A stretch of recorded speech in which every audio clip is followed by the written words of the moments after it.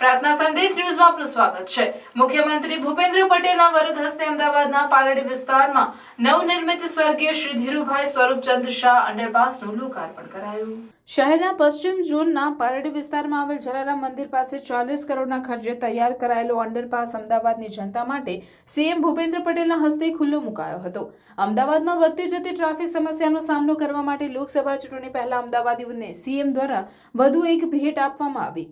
Ahmedabad metro rail તેમજ Ahmedabad municipal કોર્પોરેશનના સંયુક્ત ઉપક્રમે આ અંડરપાસનું નિર્માણ કરવામાં આવ્યું છે।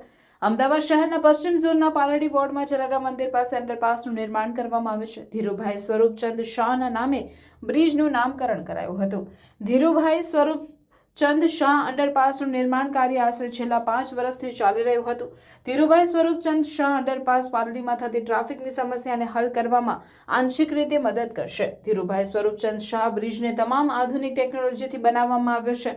અમદાવાદીઓને આકર્ષે તેવા રંગ તેમજ વૃક્ષારોપણ કરવામાં આવ્યું છે। નવા અંડરપાસનું લોકાર્પણ થવાને પરિણામે ટ્રાફિકની સમસ્યા હળવી થશે તેમજ નવરંગપુરા લો ગાર્ડનથી પાલડી ગીતા મંદિર તરફ જવામાં વધુ સરળતા રહેશે।